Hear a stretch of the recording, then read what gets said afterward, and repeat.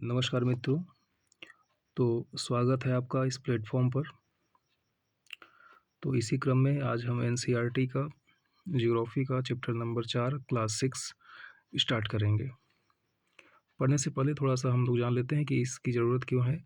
देखिए, चाहे आप कोई भी एग्ज़ाम दे रहे हो, चाहे वो सीटेट का एग्ज़ाम हो, चाहे आप बीपीएससी ट्री का एग्ज़ाम 4.0 का एग्ज़ाम देने जा रहे हो, कहीं भी आप देखें तो उसमें आपका ये बहुत अधिक लाभदायक है। और सबसे ज़्यादा तो सीटेट के लिए, और जो भी बीपीएससी के जो एग्ज़ाम हुए हैं उसमें एनसीईआरटी से और एससीईआरटी जो है सिलेबस से काफ़ी क्वेश्चंस आपके आए हैं।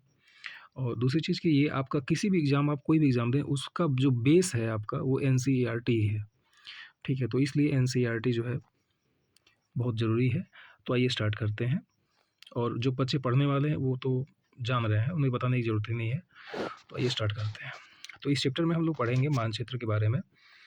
मानचित्र क्या है, मानचित्र कितने प्रकार के होते हैं, इन सभी को हम लोग पढ़ेंगे। ठीक है। तो अब जैसे कि यहाँ दिया हुआ है, ग्लोब में अध्ययन की कुछ सीमाएं होती हैं। देखिए, ग्लोब में क्या होता है, ग्लोब में कुछ हद तक तो ठीक है, ग्लोब जो है एक प्रतिरूप होता है पृथ्वी का, तो उसकी अपनी विशेषता है और मानचित्र की अपनी विशेषता है। जब हम पूरी पृथ्वी का अध्ययन करना चाहते हैं तब ग्लोब हमारे लिए काफ़ी उपयोगी साबित होती है। ठीक है, जब हम पूरी पृथ्वी का अध्ययन करना चाहते हैं, देखिए दोस्तों, एक चीज़ आप ध्यान दीजिएगा, इसमें हर शब्द की अपनी उपयोगिता है। ठीक है, ये अगर आप डिटेल में पढ़ेंगे तो जो सीटेट के जो एग्ज़ाम होते हैं उसके लिए बहुत लाभकारी है। तो उसके लिए क्या है ना कि आपको शब्दों पे ध्यान देना पड़ेगा। जब हम पृथ्वी का अध्ययन करना चाहते हैं, जब हम केवल पृथ्वी का अध्ययन करना चाहते हैं, तब ग्लोब हमारे लिए काफ़ी उपयोगी साबित होता है। लेकिन जब हम पृथ्वी के केवल एक भाग जैसे अपने देश, राज्यों, जिलों, शहरों तथा गाँवों के बारे में अध्ययन करना चाहते हैं, तो हमारे लिए उतना उपयोगी साबित नहीं होता है। तो ये एक अंतर हो गया, एक अंतर हो गया यहाँ पे ग्लोब में और मानचित्र में। प्रश्न ये भी बनेगा कि ग्लोब और मानचित्र में क्या अंतर है, क्या बताएँगे आप? तो अंतर देखिए सबसे बड़ा यही है, इसी लाइन में क्लियर हो गया ये कि जब हम पृथ्वी का अध्ययन करना चाहते हैं तब ग्लोब हमारे लिए बहुत उपयोगी होता है। लेकिन जब हम पृथ्वी पर उपस्थित अब किसी देश, किसी राज्यों, जिलों या किसी एक जगह के बारे में हमें जब स्टडी करना होता है, तब वहाँ पे मैप ही काम आता है। ठीक है? तो ऐसी स्थिति में हम मानचित्रों का उपयोग करते हैं। मानचित्र पृथ्वी की सतह या इसके एक भाग का पैमाने के माध्यम से चपटी सतह पर खींचा गया चित्र है। अब देखिए, यहाँ पे आपको मानचित्र की परिभाषा क्लियर हो गई कि मानचित्र क्या है। मानचित्र पृथ्वी की सतह या इसके एक भाग का पैमाने के माध्यम से चपटी सतह पर खींचा गया चित्र है। ठीक है, मानचित्र क्या है? मानचित्र जो है किसी पृथ्वी पर उपस्थित किसी एक जगह का पैमाने के माध्यम से, किसके माध्यम से? पैमाने के माध्यम से। इसका मतलब कि जो मैप बनता है ना, वो उसका एक निश्चित पैमाना होता है दोस्तों, और वो जो है चपटी सतह पर होता है। ठीक, लेकिन एक गोलाकार सतह को पूरी तरह से चपटा करना असंभव है। चूंकि पृथ्वी हमारी गोल है तो हम उसको पूरी तरह से चपटा तो नहीं कर सकते।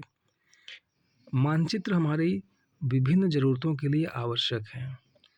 कुछ मानचित्र एक छोटे क्षेत्र को एवं कुछ तथ्यों को दर्शाता है। ठीक है, मानचित्र क्या करते हैं? मानचित्र जो अगर कोई एक छोटा सा क्षेत्र है, वो उसको भी दर्शाएंगे और कुछ तथ्यों को भी दर्शा देते हैं। ठीक है, तथ्य जैसे नदी, पहाड़, है ना। दूसरे मानचित्र में एक बड़ी किताब की तरह तथ्य हो सकते हैं। दूसरा मानचित्र में क्या है, एक बड़ी किताब की तरह तथ्य हो सकते हैं। जब बहुत से मानचित्रों को एक साथ रख दिया जाता है तब एक एटलस बन जाता है। ये लाइन इंपॉर्टेंट है कि एक यहाँ से एक प्रश्न बनेगा कि एटलस क्या होता है। ठीक है, तो होता क्या है कि जब हम बहुत सारे मानचित्रों को एक साथ एक किताब के रूप में उसको संयोजित कर देते हैं तो उसको हम लोग एटलस का नाम देते हैं। मतलब एटलस क्या है? मानचित्र की एक किताब या मानचित्रों का एक संग्रह। एटलस विभिन्न प्रकारों तथा अलग अलग पैमाने से खींची गई मापों पर आधारित होता है। ठीक है। मतलब जो एटलस आपका होता है उसमें अलग-अलग पैमाने होते हैं, उन अलग-अलग पैमानों का यूज़ करके जो है बनाया जाता है उसको। मानचित्रों से एक ग्लोब की अपेक्षा हमें ज़्यादा जानकारी प्राप्त होती है। देखिए दूसरा अंतर, मानचित्र से हम ग्लोब से हम उतनी जानकारी प्राप्त नहीं कर सकते जितनी हम मानचित्र से करते हैं। मानचित्र विभिन्न प्रकार के होते हैं, अब आइए उनके बारे में पढ़ेंगे। तो सबसे पहला मानचित्र कौन सा होता है? भौतिक मानचित्र। ठीक है। देखिए पृथ्वी की प्राकृतिक आकृतियों जैसे पर्वत, पठारों, मैदानों, नदियों, महासागरों इत्यादि को दर्शाने वाले मानचित्र को भौतिक या उच्चावच मानचित्र भी कहा जाता है। ठीक। तो अब प्रश्न ये बनेगा कि भाई भौतिक मानचित्र किसे कहते हैं? तो देखिए कुछ मानचित्र जो पर्वतों को, पठारों को, मैदानों को, नदियों को, महासागरों इन सभी चीज़ों को दर्शाने वाले मानचित्र को मतलब भौतिक या उच्चावच मानचित्र कहता है। मतलब कि जो पृथ्वी की भौतिक आकृतियों को, है ना, प्रदर्शित करे वो भौतिक भौतिक मानचित्र है। और उसके बाद आपका आता है राजनीतिक मानचित्र। राजनीतिक मानचित्र में राज्यों को, नगरों को, शहरों, गांव और विश्व के विभिन्न देशों व राज्यों तथा उनकी सीमाओं को दर्शाने वाले मानचित्र को राजनीतिक मानचित्र कहा जाता है। ठीक। तो दोनों में अंतर हो गया। राजनीतिक मानचित्र में हम क्या करेंगे? राज्यों को, नगरों को, शहरों को, गाँव को, है ना, और विश्व के विभिन्न देशों व राज्यों तथा उनकी सीमाओं का, मतलब इसमें क्या होता है? एक एरिया होता है, एक जगह होता है, एक क्षेत्र होता है, कोई भू आकृति नहीं है इसमें। ठीक है। बस इसमें क्या है? एक सीमा है, एक एक रेंज है, एक एरिया है, उसको दर्शाया जा रहा है। अब वो एरिया राज्य की हो सकती है, नगर की हो सकती है, शहर की हो सकती है, गाँव की हो सकती है ना? विश्व में अनेक जो देश हैं उनकी हो सकती है। क्षेत्र को दर्शाते हैं ये। तो दूसरा है आपका थीमेटिक मानचित्र। कुछ मानचित्र विशेष जानकारियाँ प्रदान करते हैं, जैसे सड़क मानचित्र, वर्षा मानचित्र, वन तथा उद्योगों आदि के वितरण दर्शाने वाले मानचित्र। ये बताते हैं कि कितने वन हैं, कहाँ-कहाँ कितने उद्योग हैं। ठीक है। तो इस प्रकार के मानचित्र को थीमेटिक मानचित्र कहा जाता है। इन मानचित्रों में दी गई सूचना के आधार पर उनका उचित नामकरण किया जाता है। जैसे मानचित्र के 3 घटक हैं, दूरी, दिशा और प्रतीक। अच्छा, मानचित्र के जो है 3 घटक है, पहला है दूरी, दूसरा है दिशा और तीसरा है प्रतीक। थीमेटिक मानचित्र समझ में आ गया? थीमेटिक मानचित्र में क्या होगा? हम जैसे सड़क मानचित्र दिखाएंगे, वर्षा मानचित्र दिखाएंगे, वन को दिखाएंगे, उद्योगों को दिखाएंगे, है ना, इन सभी चीज़ों को जब हम प्रदर्शित करेंगे तो उसको थीमेटिक मानचित्र कहते हैं। दूरी, देखिए मानचित्र एक आरेखण होता है जो कि पूरे विश्व या उसके एक भाग को छोटा कर कागज के एक पन्ने पर दर्शाता है। देखिए होता क्या है, जैसे कोई देश है तो उसकी एरिया बहुत बड़ी होगी, उतनी बड़ी एरिया को मानचित्र में दिखाना संभव नहीं है। तो उस एरिया को हम लोग छोटा करके, जैसे मान लीजिए कि 10 किमी की जो लंबाई है, हो सकता है उसको हम 1 सेंटीमीटर में दर्शा देते हैं। दर्शाना हो तो क्या मानेंगे? 1 सेंटी बराबर मीटर बराबर 10 किलोमीटर हम मान लेंगे। ठीक। तो अब हमको अगर 100 किलोमीटर की रेंज को दर्शाना है तो हम 10 सेंटीमीटर की लाइन खींच देंगे, तो वो जो है 10 दहा में 100 किलोमीटर की रेंज को हमको दिखाएगा।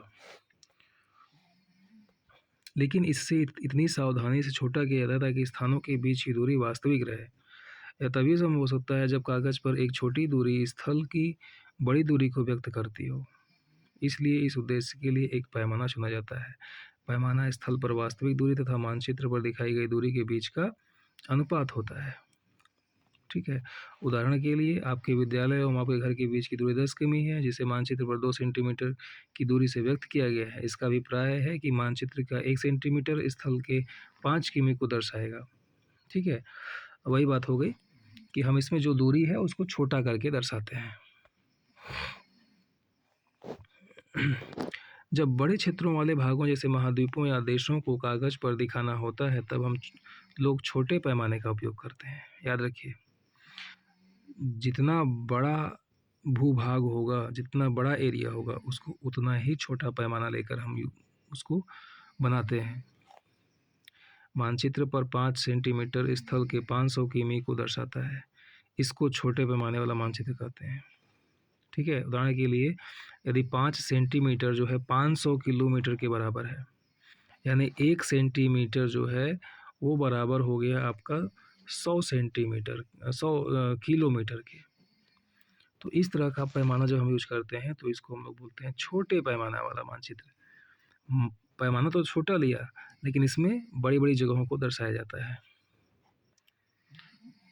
जब एक छोटे क्षेत्रफल वाले भाग जैसे आपके गांव या शहर को कागज़ पर दिखाना होता है तब हम बड़े पैमाने का यूज करते हैं। जैसे मान लीजिए 500 मीटर की दूरी है, तो 500 मीटर की दूरी को हम 5 सेंटीमीटर से दर्शाते हैं। तो इसमें क्या हुआ कि 1 सेंटीमीटर बराबर हो गया 100 मीटर।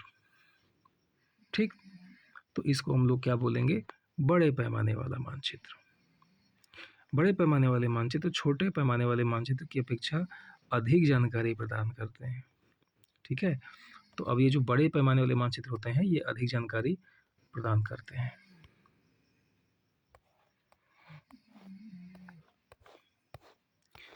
ठीक है, यहाँ पे आपको एक मानचित्र दिया है और साथ में यहाँ पैमाना दिया हुआ है, और मानचित्र में एक और विशेषता यहाँ पे दिया है कि हर कोई भी मानचित्र होगा उसमें राइट साइड में आपको एक डायरेक्शन दिया होगा।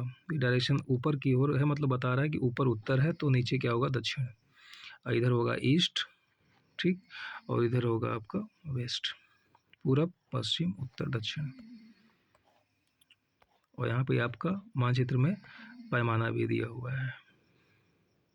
1 सेंटीमीटर बराबर 10 मीटर की दूरी है।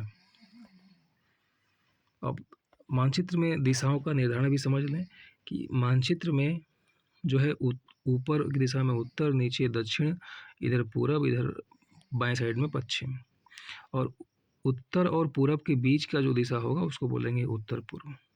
ऐसे ही उत्तर और पश्चिम के बीच का जो डिस्टेंस, जो डायरेक्शन होगा उसको बोला जाएगा उत्तर पश्चिम। ठीक, ऐसे ही पश्चिम और दक्षिण के बीच को दक्षिण पश्चिम, और दक्षिण और पूर्व के पूर्व के बीच को दक्षिण पूर्व हम लोग मान के चलते हैं। और ये आपका है दिक्सूचक यंत्र, जिसको हम लोग इंग्लिश में कंपास भी कहते हैं। इसकी विशेषता ये होती है कि इसकी जो सुई होती है वो उत्तर और दक्षिण दिशा की तरफ ही हमेशा मतलब अपने आप को नियंत्रित किए रहती है। ठीक है, और जो इसका लाल रंग का जो सुई है आप देख रहे हैं वो हमेशा उत्तर दिशा की तरफ को सूचित करता है। तो दिशा का जो है मानचित्र में बड़ा योगदान होता है। अधिकतर मानचित्रों में ऊपर दाहिनी तरफ तीर का निशान बना होता है जिसके ऊपर अक्षर U लिखा होता है। यह तीर का निशान उत्तर दिशा को दर्शाता है। जैसा अभी आपने मानचित्र में देखा कि जो मानचित्र होता है उसमें एक तीर के द्वारा, ये इस तीर के द्वारा जो है उत्तर दिशा को दर्शाया जाता है दाहिने तरफ। इसे उत्तर रेखा भी हम लोग कह देते हैं। जब आप उत्तर के बारे में जानते हैं तब आप दूसरी दिशाओं जैसे पूर्व, पश्चिम तथा दक्षिण के बारे में पता लगा सकते हैं। भाई सही बात है, जब हमें उत्तर की पता चल जाएगा उत्तर ऊपर की तरफ है तो उसके ठीक नीचे दक्षिण होगा, दाहिनी तरफ जो है आपका पूरब होगा, बाएं तरफ पश्चिम होगा। तो वे प्रधान, तो जैसे अब देखिए दिशाओं की जो 4 मुख्य दिशाएं होती हैं उत्तर, दक्षिण, पूरब एवं पश्चिम, इन मुख्य 4 दिशाओं को दिग्बिंदु कहते हैं। क्या बोलते हैं? दिग्बिंदु। तो प्रश्न ये बनेगा कि दिग्बिंदु क्या होता है? तो जो 4 मुख्य दिशाएं हैं उन्हीं को हम लोग दिग्बिंदु कहते हैं।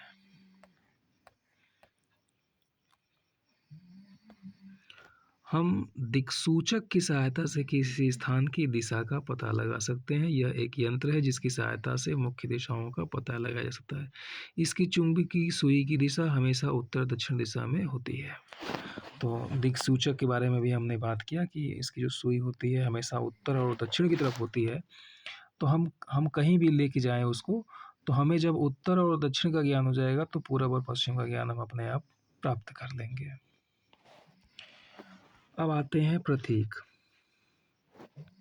तो मानचित्र में जो अगला सबसे इम्पोर्टेंट चीज़ है वो है आपका प्रतीक।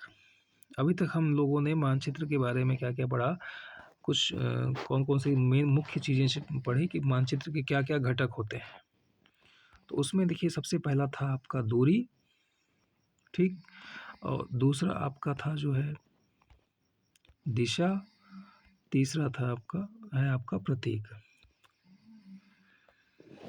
किसी भी मानचित्र का तीसरा प्रमुख घटक है। किसी भी मानचित्र पर वास्तविक आकार एवं प्रकार में विभिन्न आकृतियों जैसे भवनों, सड़कों, पुलों, वृक्षों, रेल की पटरियों एवं कुएं को दिखाना संभव नहीं है। सही बात है। तो इसलिए वे निश्चित अक्षरों, छायाओं, रंगों, चित्रों तथा रेखाओं का उपयोग करके दर्शाते हैं। कोई अक्षर ले लेंगे, कोई छाया चित्र ले लेंगे, कोई रंग ले लेंगे, कोई छोटा-मोटा चित्र ले लेंगे, कोई रेखा ले लेंगे। तो इस तरह की चीज़ों का हम प्रयोग करते हैं। ये प्रतीक कम स्थान में अधिक जानकारी प्रदान करते हैं। इन प्रतीकों के इस्तेमाल के द्वारा मानचित्र को आसानी से खींचा जा सकता है तथा इनका अध्ययन करना आसान होता है। अगर आप एक क्षेत्र की भाषा को नहीं जानते हैं तथा आप किसी से दिशाओं के बारे में नहीं पूछ सकते हैं, तब आप इन चित्रों की सहायता जो है के द्वारा मानचित्र से जानकारी प्राप्त कर सकते हैं। मानचित्रों की एक विश्वव्यापी भाषा होती है जिसे सभी आसानी से समझ सकते हैं। इन प्रतीकों के उपयोग के संबंध में एक अंतर्राष्ट्रीय सहमति है। इसका मतलब क्या हुआ कि दुनिया के किसी भी कोने में जो मैप बनता है, चाहे वो इंडिया का में बने चाहे कहीं भी बने, उसमें जो प्रतीक चिन्ह होते हैं उनको सभी देशों द्वारा जो है उसको स्वीकार किया गया है। ठीक है, जैसे आप यहाँ देख सकते हैं कि जो रेलवे की लाइनें होती हैं उसमें बड़ी लाइन होता है, मीटर लाइन होता है, रेलवे स्टेशन होता है। ठीक है, तो अब इनको कैसे दर्शाया गया, जो बड़ी लाइनें हैं उनका आप यहाँ पे देख सकते हैं। मीटर लाइन को कैसे दर्शाया गया है, रेलवे स्टेशन को कैसे दिखाया गया है। कच्ची, ये आपकी देख रहे हैं पक्की सड़क है, ये कच्ची सड़क है, ये अंतर्राष्ट्रीय सीमा है, ये आपका राज्य है, जिला की सीमा है। तो इस तरह से आप अलग अलग चिन्हों के माध्यम से पहचान सकते हैं।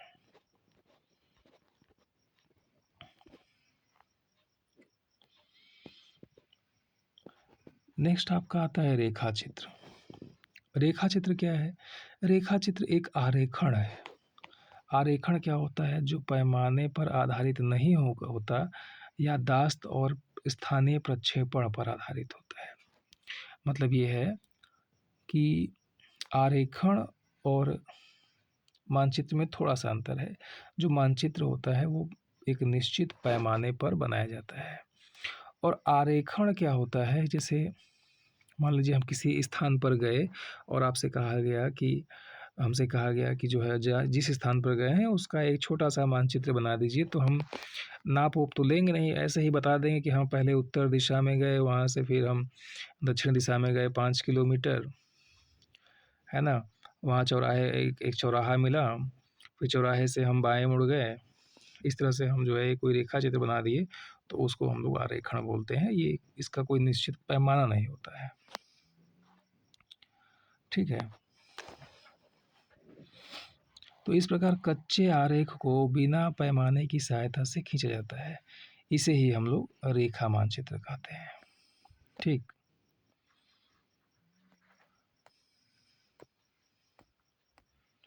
अब एक होता है आपका खाका। खाका क्या होता है?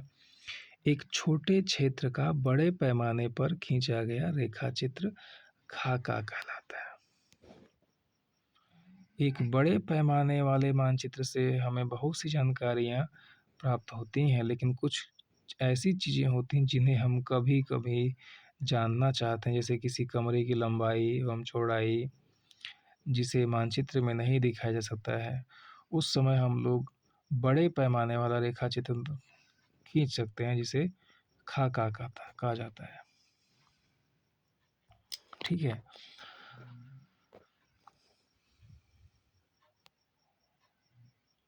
ठीक है, तो बड़े छोटे सी कोई जगह है और उस छोटी सी जगह को हम लोग बड़े पैमाने पर खींचना चाहते हैं, मतलब उसमें डिटेल में जानना चाहते हैं। ठीक है, तो उसे हम लोग क्या बोलते हैं? रेखा चित्र।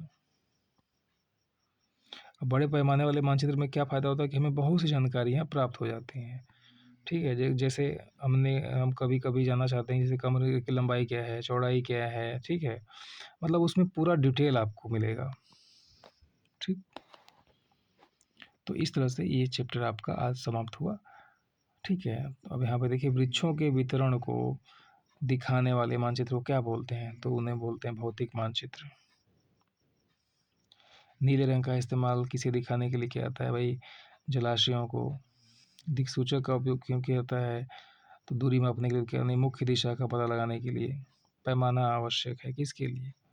पैमाना आवश्यक है मानचित्र के लिए, प्रतीकों के लिए नहीं, रेखा चित्रों के लिए नहीं। ठीक है, तो इस प्रकार आपका ये चैप्टर समाप्त हुआ। उम्मीद है आपको समझ में तो आया ही होगा। उम्मीद है आपको अच्छा फील हुआ होगा। ठीक है, धन्यवाद।